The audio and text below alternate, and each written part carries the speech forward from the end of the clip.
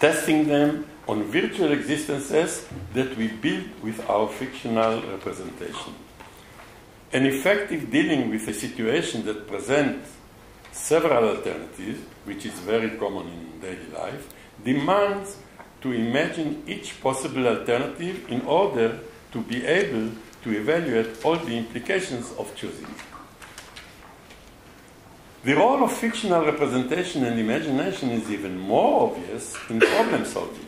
When we refer to problem solving, we immediately think of strategic problem solving in politics, economics, etc.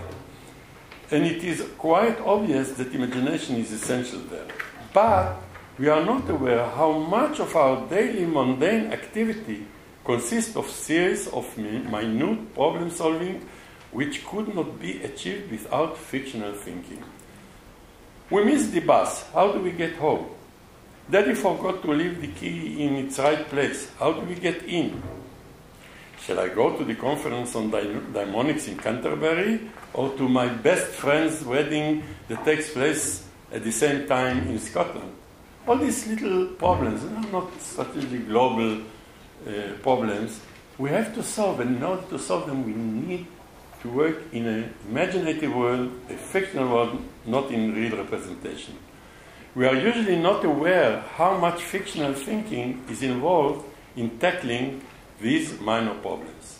Thus, it stands to reason to assume that in the long course of evolution, the potent adaptation device called imagination was developed as a primary mental function of a human mind. The adaptation function of fictional thinking and imagination is even more emphasized when we consider that both the person and the environment are dynamic and constantly changing.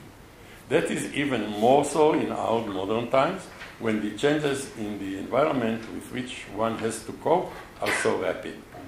The implication of rapid change is that we cannot apply ready solutions and strategies because the situation changes and we have to use our imagination to invent new ways of coping. Thus we claim that while recognizing how essential to survival is the epistemic representation of the world, we also have to recognize the essential role of fictional representation and imagination.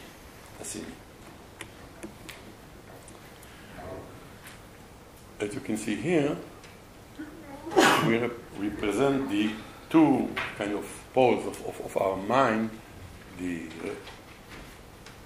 rational, the epistemic, and the imaginative, which includes the spiritual, if you want.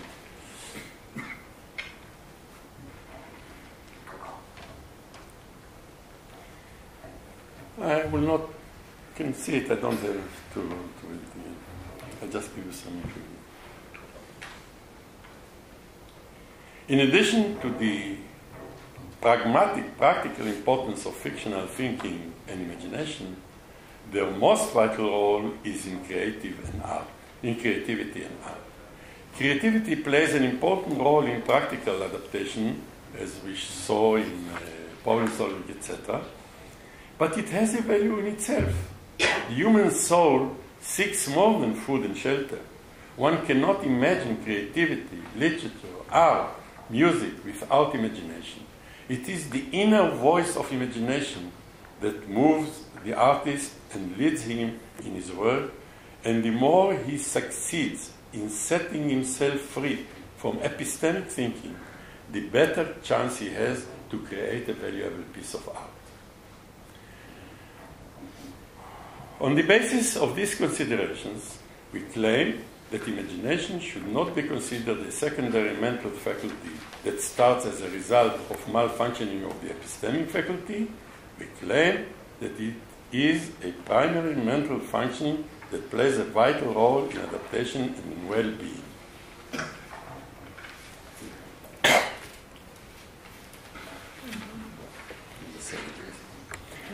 Do we have empirical support for this claim? In this part of my presentation, I would like to present briefly some research findings that seem to support this claim. One of the implications of our conceptualization is that fictional representation and imagination will appear at a very early age. Because if it's primary, it will appear in one of the reasons that the mainstream psychology and education claim that it's secondary is because they felt that it appears only in a very late stage of life, about 4 years old. One of the implications of our conceptualization is that fictional representation and imagination will appear at a very early age. Thus, I will focus mainly on findings that show that what might be considered as malfunction and inefficiency of the epistemic faculty of the minds of very young children is actually a purposeful activation of another faculty of the mind, fictional representation and imagination. Before we turn to scientific data, we may take advantage of our daily experience. What you see here is a drawing by our daughter, who drew this drawing when she was less than 3 years old. When we looked at the drawing, we were sure she tried to draw a face and that she did not succeed in drawing the ears in the right place. When we asked her, "What did you draw?" she replied, "I drew a demon with his eyes outside his face." We were amazed. If you would have known her, you would understand it's not surprising. She is something. It seems that the grown-ups working with their epistemic part of their brain failed to see what the little girl with her fictional imagination mind saw. It turned out that she could easily draw the ears as well as the eyes in their proper place.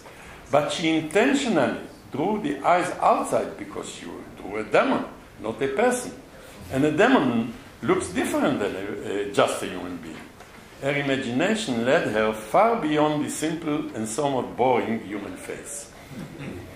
We will see how we all see how children are not disturbed when they draw a face upside down or when they write in the wrong direction. That is because they do not expect an isomorphic relationship between what is in their mind and the objective reality. The scientific data to support our claim comes from a vast body of research in education and from a long series of studies on children make-believe games conducted by Rivka, my colleague mainly, and me.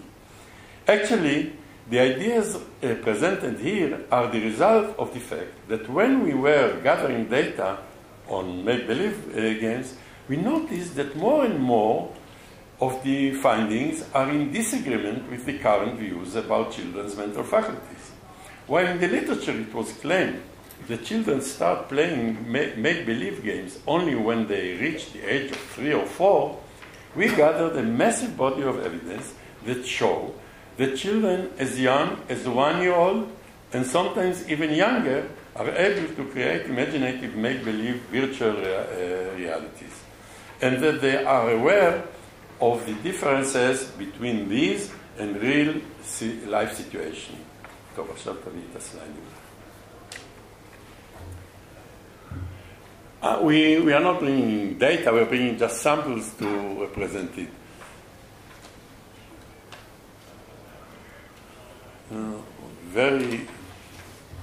Okay. The youngest, at the age of 8 months already, we had, it was our grandchild who had this cunning smile on his face when he was pulling the leg of his mother. Pretense is recognized by context, but it's very hard. How do you know that a little child who can talk is playing a pretense game? Playing pretense play. So we kind of infer it by context, by verbal expression, by the usage of relevant noises, by exaggerated movements, a facial expression, and by body language, as we will see. So here are some samples. Age study, we're going from the oldest to the top. A child imitates a train by imitating its movement and its sounds. It's absolutely clear that he is building a imaginative existence. It's not a representation. A child places a teaspoon in the hand of a doll after placing a plate in front of it. And that is in 24 months. In 15 months, a child puts a doll in a basin, turns open an imaginative tap, washes it, and puts it into bed. It's all imaginative movements. Carry on. And we go further, we go down and down in age against all what we know in the literature. And some of it appears in the literature, but is kind of ignored because it's not in accord to the notions. A child uses a screwdriver once as a fish and then as a bottle. A child pretends to drive a car, imitating. I think everybody of us comes across it. But at age 9 months, a child crawls towards the cat's feeding bowl, approaches the bowl as if he is going to eat it, turns around, gives this cunning smile, and as if you say, I was pulling your leg to his mother, yes. And in age 8 months, a child puts a ball on his head as a hat, holds a block in his ear like a telephone. So there is no way to go into the human mind and to see what is primary and what is secondary and what develops earlier. But as far as we can see, there is at least some support to the idea that imagination and irrational thinking and listening to inner voices is not only primary, but it plays an important role in human existence. So we tried the impossible. Maybe, I don't know to what extent, we got ahead a little bit or not. That's the best we can do. Thank you very much.